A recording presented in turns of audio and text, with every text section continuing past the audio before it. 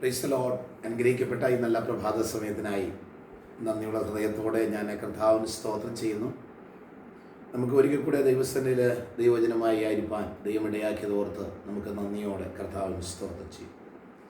രാജാക്കന്മാരുടെ 1-ാം പുസ്തകം 17-ാം അധ്യായം അതിൻ്റെ 9-ാമത്തെ വാക്യം വായിക്കുമ്പോൾ ഇങ്ങനെ ഒരു വചനം വായിക്കുന്നു. നീ എഴുന്നേറ്റ് സീതാനോട് ചേർന്ന് സാരാഫത്തിലേക്ക് ചെന്ന് അവിടെയുള്ള ഒരു വിധവയോട് ഞാൻ കൽപ്പിച്ചിരിക്കുന്നു. നീ എഴുന്നേറ്റ് സീതാനോട് ചേർന്ന് സാരാഫത്തിലേക്ക് ചെന്ന് അവിടെ പാർക്കാം. നിന്നെ പുലർത്തേണ്ടതിന് അവിടെയുള്ള ഒരു വിധവയോട് ഞാൻ കൽപ്പിച്ചിരിക്കുന്നു. ഏലിയാവിനോടുള്ള ദൈവത്തിൻ്റെ ഒരു ആലോചനയാണ്. നിന്നെ പുലർത്തേണ്ടതിന് ഞാനൊരു വിധവയോട് കൽപ്പിച്ചിരിക്കുന്നു. ഈ വാക്യത്തിൻ്റെ സന്ദർഭങ്ങൾ നാം പഠിക്കുമ്പോൾ ദേശത്താകമാനം വലിയൊരു ക്ഷാമമുണ്ടായി. എല്ലാവരും ക്ഷാമത്താൽ ഭാരപ്പെടുമ്പോൾ ദൈവത്തിൻ്റെ ദാസനായ ഏലിയാവിന് ദൈവം കരുതിയ വിധങ്ങളെക്കുറിച്ചാണ്. ക്ഷാമം മാത്രമല്ല, ഏലിയാവിനെതിരായിട്ട് ഒരു വധഭീഷണിയുടെ മുഴക്കി. ഇസബേൽ രാജ്ഞി ഏലിയാവിനെ തകർത്ത് കളയുമെന്ന് ഒരു വധഭീഷണി മുഴക്കിയിരിക്കുകയാണ്. ഈ വധഭീഷണിയുടെ മുൻപിൽ ദൈവം സുരക്ഷിതമായി തൻ്റെ ദാസനായ ഏലിയാവിനെ കരുതുന്ന ഒരു വിധം. എന്നെ ശ്രദ്ധിക്കുന്ന വാത്സല്യ സഹോദരങ്ങളെ, നമ്മൾക്കുള്ള ചില സഹായങ്ങൾ നാം പോലും അറിയാത്ത വിധത്തിലാണ് ദൈവം നമുക്കായി ഒരുക്കുന്നത്. വചനം ഇങ്ങനെ പറയുന്നു, ദൈവം തൻ്റെ മക്കൾക്ക് ഒരുക്കിയിട്ടുള്ളത് കണ്ണ് കണ്ടിട്ടില്ല, ഒരു ചെവി കേട്ടിട്ടില്ല, ഒരു മനുഷ്യൻ്റെ ഹൃദയത്തിൽ തോന്നിയിട്ടില്ല. നമ്മൾ പലപ്പോഴും ചിന്തിക്കും എങ്ങനെ നമ്മുടെ കാര്യങ്ങൾ നടക്കും. നമ്മൾ പലപ്പോഴും ചിന്തിക്കും ഈ പ്രതികൂലത്തെ ഞാൻ എങ്ങനെ അതിജീവിക്കും. ഏലിയാവ് വളരെ നിരാശപ്പെട്ടൊരു സാഹചര്യമാണ് വായിക്കുന്നത്. രാജ്യം ഭരിക്കുന്ന ഒരു രാജ്ഞി അല്ലെങ്കിൽ ഒരു രാജാവിൻ്റെ ഭാര്യയാണ് കൽപ്പന പുറപ്പെടുവിച്ചിരിക്കുന്ന ഏലിയാവിനെ കൊന്നുകളയണം. ആ സാഹചര്യത്തിൽ തനിക്ക് ആരുടെയും വീടുകളിൽ പാർക്കുവാൻ കഴിയത്തില്ല.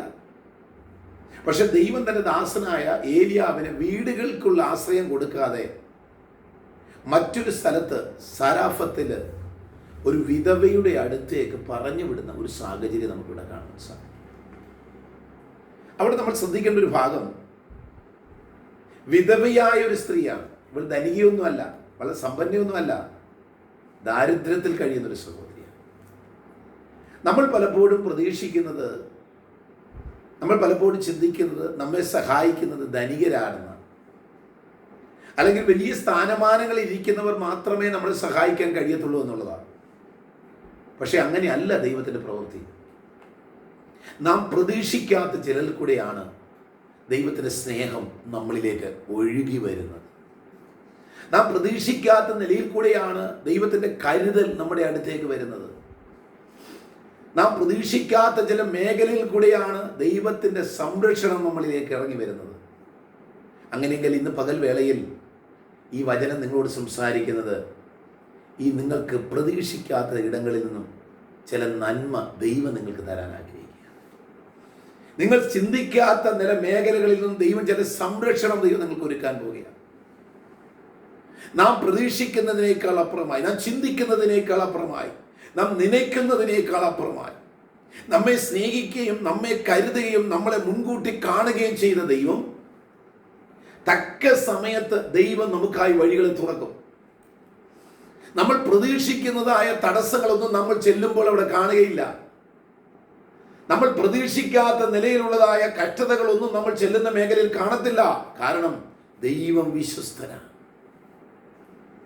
നമ്മെ വിളിച്ചിറക്കിയവരും നമ്മെ ഉത്തരവാദിത്തം ഏൽപ്പിച്ചതും ദൈവമാണെങ്കിൽ സംരക്ഷിക്കുവാൻ ദൈവം വിശ്വസ്തനാണ്. പ്രിയപ്പെട്ട, കരയുന്ന കാക്കക്കുഞ്ഞുങ്ങൾക്ക് തീൻ കൊടുക്കുന്നവനായ ദൈവം ദൈവത്താൽ വിളിക്കപ്പെട്ട ഏലിയാവെന്ന ഭക്തനെ വരാൻ പോകുന്ന വലിയ ആപത്തിൽ നിന്നും സംരക്ഷിക്കേണ്ടത് ദൈവത്തിൻ്റെ ഉത്തരവാദിത്തമാകിയാൽ ആരും അറിയാതെ സുരക്ഷിതമായ സ്ഥാനത്തേക്ക് പറഞ്ഞുവിട്ട് ആരുടെയും സഹായമില്ലാതെ ദാരിദ്ര്യത്തിൽ കഴിയുന്ന ഒരു സാരാഫത്തിലെ ഒരു വിധവയെ കൊണ്ട് പരിപാലിക്കണമെങ്കിൽ ദൈവത്തിൻ്റെ ആ കരുതൽ എത്രയെന്ന് നമ്മൾ ഓർക്കുക. പ്രിയപ്പെട്ടവരെ, നമ്മൾ പ്രതീക്ഷിക്കാത്ത ഇടങ്ങളിൽ നിന്നും ദൈവം നമുക്ക് ചില സഹായങ്ങൾ ചെയ്തു തരുന്ന ദൈവമാണ്. ആകയാൽ ഇന്ന് പകൽ വേളയിൽ ദൈവം നിങ്ങൾക്കായി കരുതുന്നു. നിങ്ങളുടെ ആകുലതകൾ, നിങ്ങളുടെ ഭാരങ്ങൾ, ആര് സഹായിക്കും, എങ്ങനെ ജീവിക്കും, എങ്ങനെ മുൻപോട്ട് പോകുമെന്ന് ചിന്തിക്കുന്ന മേഖലകളിൽ നിങ്ങൾക്കായി സഹായത്തിന് ചില കരവുമായി ദൈവം ഇറങ്ങി വരികയാണ്. അത് എങ്ങനെയെന്ന് നിങ്ങൾ ചോദിക്കേണ്ട. സമയമാകുമ്പോൾ ദൈവം പ്രവർത്തിക്കും.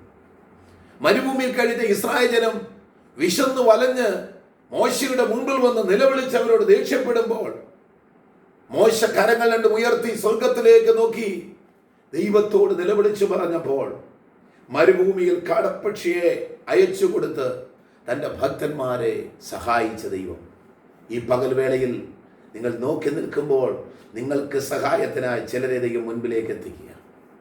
ആ സഹായത്താൽ നീട്ടപ്പെടുന്ന കരങ്ങളിൽ പിടിച്ചുകൊണ്ട് നിങ്ങൾ പ്രത്യാശയോടെ മുൻപോട്ട് പോകുക. ഇന്നിൽ പകൽവേള നിങ്ങൾക്ക് അനുഗ്രഹമാകട്ടെ. അനാഥരെയും വിധവമാരെയും പരിപാലിക്കുന്ന ദൈവം സാരാഫത്തിലെ ഒരു വിധവയെ കൊണ്ട് ഏലിയാവിനെ പരിപാലിച്ചെങ്കിൽ ഇന്ന് പകൽവേളയിൽ നിങ്ങളെയും നിങ്ങളുടെ ആവശ്യങ്ങളിലും ദൈവം സഹായിക്കാൻ പോകുക. വിശ്വസിക്കുക, പ്രാർത്ഥിക്കുക. ദൈവ ഈ വചനങ്ങളാൽ നിങ്ങളെ ഓരോരുത്തരെയും അനുഗ്രഹിക്കുമാറാകട്ടെ. ആമേൻ.